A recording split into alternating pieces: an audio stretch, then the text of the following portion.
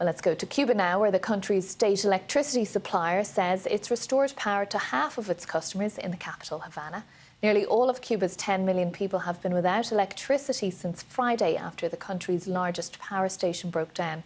The outage affected the response to Hurricane Oscar, which made landfall late on Sunday and has since been downgraded to a tropical storm.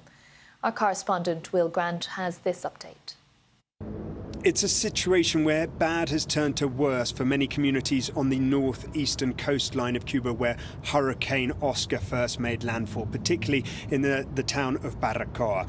Their roofs were ripped from homes, around 125 to 130 kilometre-mile-an-hour winds, a huge amount of rain being dumped in the area, making life extremely difficult for a community that was already several days in to a nationwide blackout.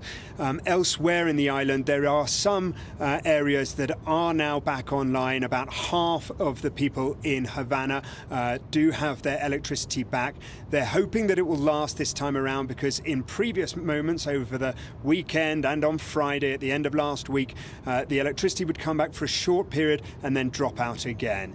Of course, electricity not being present, not being in people's homes, means a variety of things for Cubans. First and foremost, it means precious foodstuffs rotting in people's fridges and freezers. It means no water in many homes, because electric pumps are needed to pump that water to the taps. Schools are closed, offices are shuttered, businesses are closed. There's very few places selling food. So all in all, the situation is extremely tense. Now, the government has said it's working around the clock until normal service is restored. But of course, normal service for many communities in Cuba does still mean long blackouts, maybe only 4 or 5, maybe 6 hours a day, when they can actually count on there being electricity.